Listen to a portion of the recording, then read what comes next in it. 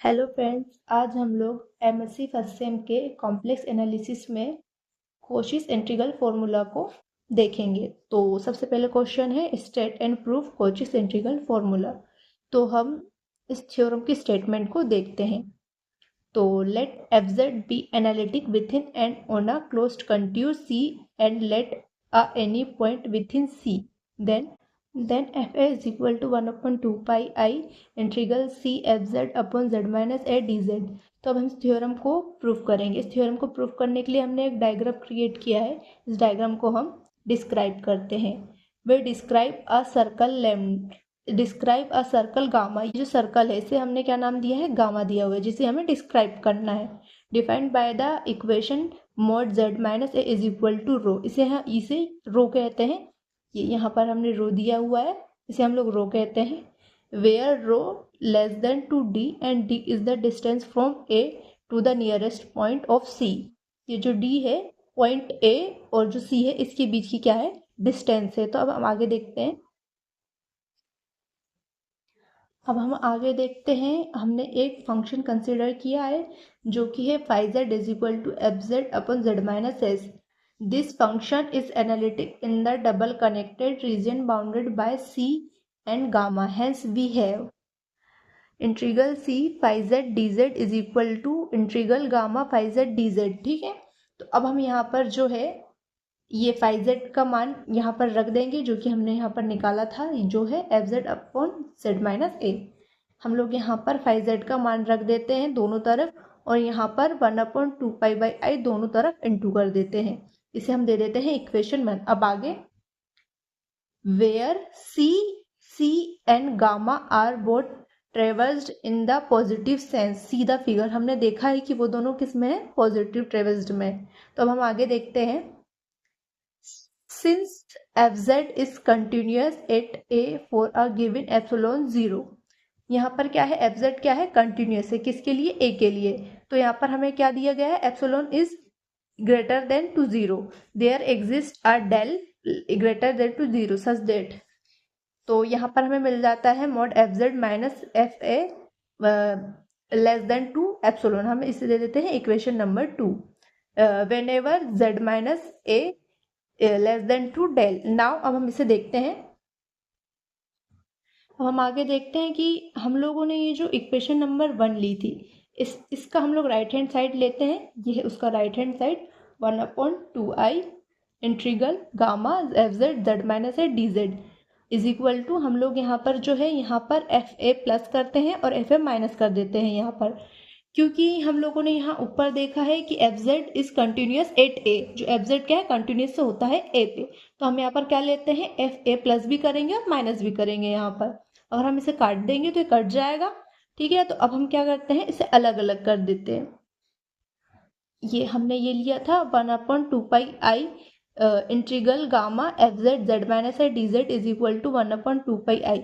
तो हम लोग क्या करते हैं, एफ जेड के साथ किसको ले लेते हैं, माइनस ए को ले लेते हैं, और ये जो एफ ए होता है इसे अलग अलग कर लेते हैं। तो हम इसे अलग अलग कर लेते हैं इस तरीके से। जो हमने पिछले इक्वेशन में जो लिखा था उसे हम इस तरीके से अलग अलग कर लेते हैं, और इसे कौन सा नाम देते थे, इक्वेशन 3 नाम दे देते हैं।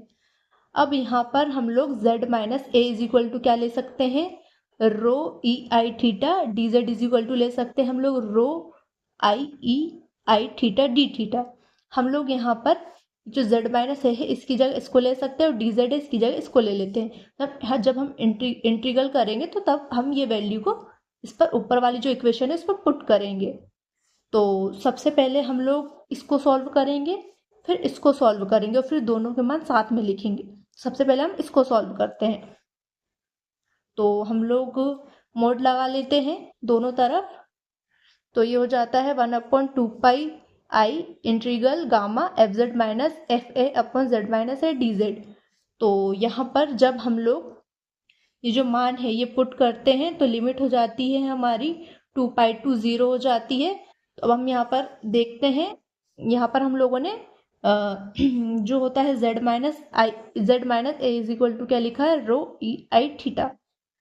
और ये यहाँ पर जगह कम पड़ गई थी तो मैंने यहाँ लिख दिया है D Z is equal to, हमने यहाँ पर लिखा था rho I E theta D theta. तो ये हमने यहाँ पर लिख लिया है। अब हम आगे से सॉल्व करेंगे।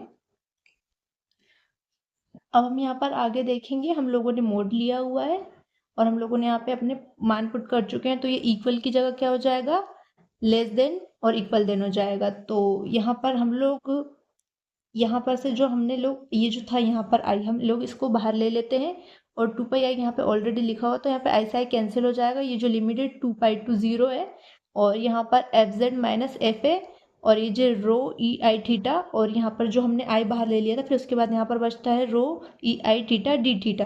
तो ये कैंसिल हो जाएगा एक दूसरे से। फिर हम लोग आगे देखते हैं। तो यहाँ पर ये जो एफ जेड माइनस एफ है हमने इक्वेशन 2 में देखा था कि ये किसके लेस देन होता है, एप्सिलॉन के होता है। तो यहाँ पर हमारा क्या आ जाएगा, एप्सिलॉन डी थीटा हो जाएगा यहाँ पर। तो अब हम लोग यहाँ पर इसे सॉल्व करते हैं इस इंटीग्रल को। तो हमें यहाँ पर 2 पाई माइनस 0 मिलता है। जब हम लिमिट रखते हैं और इस इंटीग्रल को सॉल्व करते हैं तो हमारे पास सिर्फ 2 पाई बचता है। 2 पाई से 2 पाई कैंसिल हो जाता है।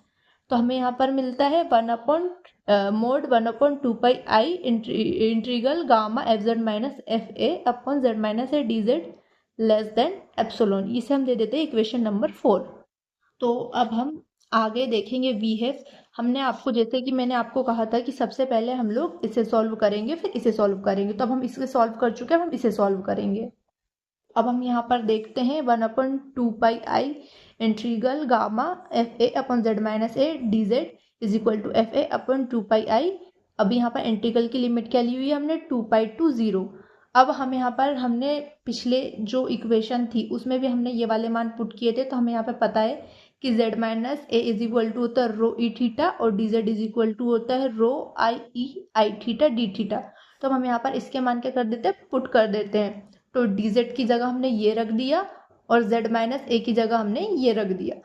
अब हम इसे सॉल्व करेंगे तो हम लोग आई को बाहर ले लेते हैं क्योंकि यहाँ बाहर भी आई दिया है तो आई से आई कैंसिल हो जाएगा। अब हम यहाँ पर इंटीग्रल लेते हैं जिसकी लिमिट है 2 पाई टू 0।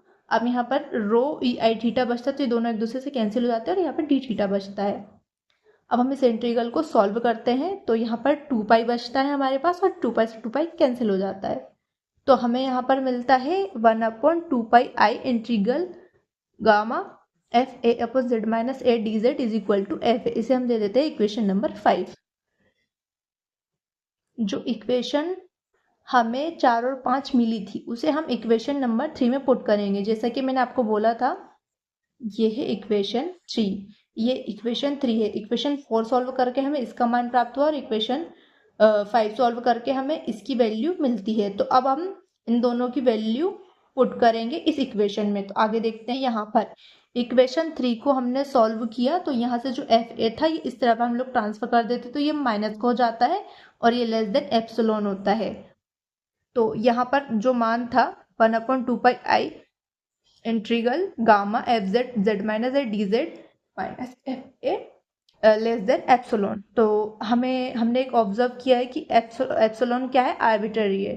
तो हम एप्सिलॉन को क्या ले सकते हैं, 0 ले सकते हैं। तो आगे जब हम एप्सिलॉन को 0 लेते हैं और मोड हटाते हैं तो लेस देन जो हो जाता है वो इक्वल हो जाता है मोड हटाने के बाद। तो हम यहाँ पर देखते हैं 1/2 pi I integral gamma F Z Z minus A D Z minus F A is equal to 0।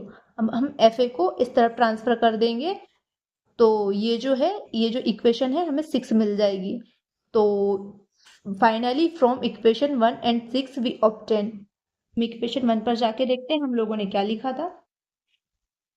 Equation 1, तो इक्वेशन 1 पर हम लोगों ने ये लिखा था 1/2 pi I integral C F Z Z minus A D Z is equal to 1/2 pi I integral gamma. तो हमें क्या इसका मान क्या मिला है, एफ ए मिल चुका है। तो हम आगे देखते हैं। तो हमने हमारे इक्वेशन 6 से ये जो है इसका मान क्या हमें मिला है, एफ ए मिला। तो हम इसे यहाँ पुट कर देंगे तो इससे क्या हो जाता है, हमारी जो थ्योरम है प्रूव हो जाती है। तो यहाँ पर जो हमारी थ्योरम है वो प्रूव हो जाती है। अगर आपको वीडियो अच्छी लगी हो तो लाइक शेयर एंड सब्सक्राइब कीजिए।